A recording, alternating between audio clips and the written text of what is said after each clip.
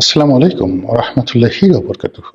সম্মানিত দর্শক, ত্রয়োদশ জাতীয় সংসদ নির্বাচন নিয়ে একের পর এক লঙ্কা কাণ্ড ঘটে যাচ্ছে। এই মুহূর্তে যা ঘটছে তা আগামীতে কি ফলাফল বয়ে নিয়ে আসবে সেটি পরের বিষয়। প্রথম দিক হলো যে যা কিছু ঘটছে এই বাংলায়, আমার জীবদ্দশায় আমি এটা কখনো দেখিনি। আমার আব্বা দেখেছেন কিনা আমি বলতে পারবো না, আমার দাদাও দেখেছেন কিনা ব্রিটিশ জমানাতে তাও বলতে পারবো না। সেটি হলো যে আমাদের দেশে কতগুলো নির্বাচন হয়েছে, যুগান্তকারী নির্বাচন। যেমন 1954 সনের নির্বাচনটি ইতিহাসের পুরো কোর্স অফ অ্যাকশন চেঞ্জ করে দিয়েছিল। আরেকটি নির্বাচন হয়েছিল 1970 সনে। আমাদের এই ভূখণ্ডের নির্বাচনের যে প্রায় 100 বছরের ইতিহাস, সিটি কর্পোরেশন দিয়ে যে নির্বাচন হয়েছে 100 বছরের আগে, ঢাকা সিটি কর্পোরেশন ব্রিটিশ জামানাতে। তো সেই যে নির্বাচনের সুদীর্ঘ ইতিহাস, সেই ইতিহাসের মধ্যে 1954 এবং 1970 এই দুটো নির্বাচনের ফলে পুরো রাজনীতি উলটপালট হয়ে গিয়েছিল। এই দুটো নির্বাচনের ফলে পুরো রাজনীতির যে বিধি ব্যবস্থা সেটিও উলটপালট হয়ে গিয়েছিল। রাজনীতিবিদদের মেরুদণ্ড ভেঙে গিয়েছিল। রাজনীতির লোভ লালসা কামনা বাসনার কাছে জনগণের দাবি, জনগণের আশা আকাঙ্ক্ষা, স্বপ্ন, ভালোবাসা সবকিছু তছনছ হয়ে গিয়েছিল। 1954 নির্বাচনের ব্যর্থতার রেশ ধরে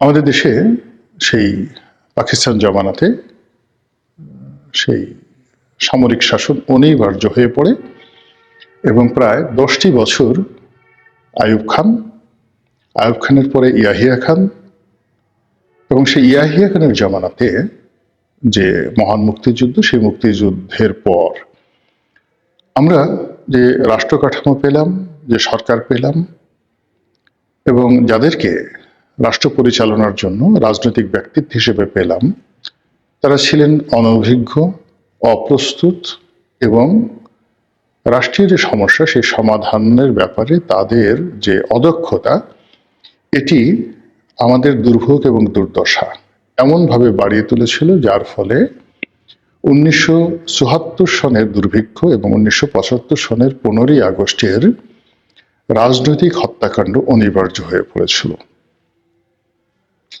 আমি এই দুটো নির্বাচনকে যদি প্রাইমা ফেসি ধরি, আর 2026 সনে যে ত্রয়োদশ জাতীয় সংসদ নির্বাচনের যে তোড়জোড় দেখছি, এবং সেই নির্বাচনকে কেন্দ্র করে বাংলাদেশে যা কিছু হচ্ছে এই মুহূর্তে, তা অতীতে যে 70 নির্বাচন কিংবা 54 নির্বাচনের যে করুণ পরিণতি, তার সাথে আরো ভয়াবহ করুণ পরিণতির দিকে আমরা এগোচ্ছি।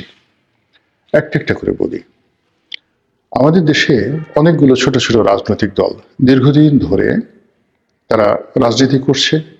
কেউ হয়তো চাঁদা তুলছে, কেউ খুব কষ্ট করে বিভিন্ন মানুষের কাছ থেকে, যাকে বলে চেয়ে চিনতে, দল চালাচ্ছে।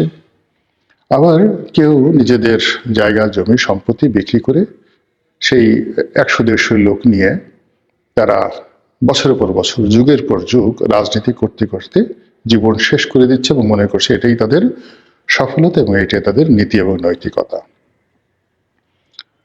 তো এই যে বাংলাদেশে প্রায় নিবন্ধিত 100-র উপরে দল আর অনিবন্ধিত প্রায় 200-250 দল, এমন দলও আছে যে দলে 2-3 নেতা, তারাই কর্মী, তারাই সবকিছু। যেমন দেখা গেল বাংলাদেশ অমুক পার্টি, একজন সভাপতি, একজন সেক্রেটারি, এতেই তারা খুশি। তো এই যে কালচারটি রয়েছে, বহু মত, বহু পথ, রাজনীতির আশা আকাঙ্ক্ষার যে চিন্তা চেতনা, এটি একমুখী হয়ে গেছে। আওয়ামী লীগ জামানাতে তবু বিএনপি ছিল, অ্যাক্টিভ ছিল না, জামাত ছিল, অ্যাক্টিভ ছিল না, কিন্তু ছিল, বড় রাজনৈতিক দল ছিল। আর এখন বিএনপির সাথে বিট করার মতো কোনো রাজনৈতিক দল নেই। বিএনপি সত্যিকার অর্থে আসলে এখন সহ্য করছে, কিন্তু বিএনপি যে যদি রাগ করে, জিদ করে যে আমি এখন রাজনীতির ময়দান ফাঁকা করে দেব, পিটিয়ে একজনের একেবারে পিঠ লাল করে দেব, এটা বিএনপির পক্ষে সম্ভব। সোভিয়েত রাশিয়ার পতনের পর বা সোভিয়েত ইউনিয়নের পতনের পরে মার্কিন যুক্তরাষ্ট্র যেভাবে একক পরাশক্তি হয়ে গেছে, সেই একক পরাশক্তির মতো এখন বিএনপির অবস্থা তাই হয়ে গেছে।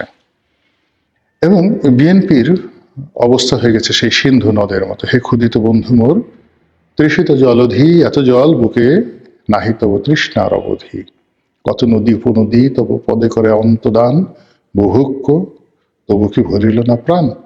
কবি নজরুলের সে বিখ্যাত সিন্ধু কবিতা।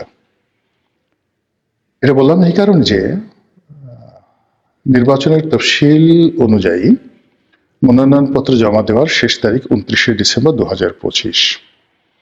এটাকে কেন্দ্র করে বিএনপি যে রাজনীতির সমীকরণ করছে, এতে অনেকগুলো দল, বহু দিনের পুরনো দল, তারা তাদের যাকে বলা হয় অস্তিত্ব বিলীন করে বিএনপির একটা মনোনয়নের জন্য সদল বলে বিএনপিতে যোগদান করেছে।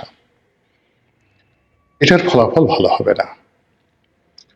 2 নম্বরে হলো যে অনেকগুলো দল ভাঙনের মুখে, যেমন এলডিপির জেনারেল সেক্রেটারি অলিহাদ সাহেবকে ছেড়ে চলে আসছে এখানে। আবার এলডিপি 2 সাদাত হোসেন সেলিম সাহেব ছিলেন, তিনি তার দলকে এলডিপি 2 সেটাকে ব্যান্ড করে বিএনপির একটা মনোনয়ন নিয়ে সেখানে উপস্থিত। আর এই কাজটি যে অনেকে করেছেন মূলত ধানের শীষ প্রতীক পাওয়ার জন্য।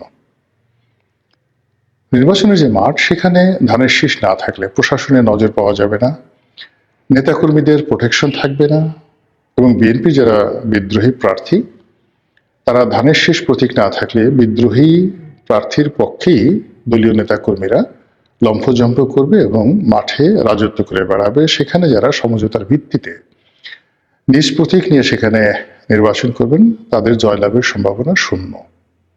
এই জন্য অনেকে নিজেদের দল বিলীন করে দিয়ে বিএনপিতে যোগদান করেছে। এটা এই মুহূর্তে খুবই দৃষ্টিকটু এবং আগামীতে এটি নিয়ে একটি ভয়ঙ্কর খেলাধুলা হবে। এবং এই রাজনৈতিক নেতৃবৃন্দ তারা যদি জয়লাভ করতে না পারে অথবা বিএনপিতে টিকতে না পারে, এই পুরো কমিউনিটি যারা এই সময়টাতে যোগদান করলেন, ইংরেজিতে যেটিকে বলা হয় অ্যাবান্ডেন্ট, তারা পুরো রাজনীতিতে আগামী দিনে অ্যাবান্ডেন্ট হয়ে যাবে। এমনি বিএনপি একক দল, তারপরে এই যে ছোট ছোট যে দলগুলো, এইগুলো যেভাবে বিএনপিতে আত্মদান করছে, বিএনপির মধ্যে নিজেদের অস্তিত্ব বিলীন করে ফেলছে, যা আগামীতে রাজনীতির জন্য একটা বিরাট শূন্যতা তৈরি করবে। দ্বিতীয়ত হলো যে শেখ হাসিনার মধ্যে যে জিনিসটা এসেছিল, আওয়ামী লীগ ছাড়া অন্য কোনো দল থাকবে না। তো তিনি গণতন্ত্রের কথা বলতেন,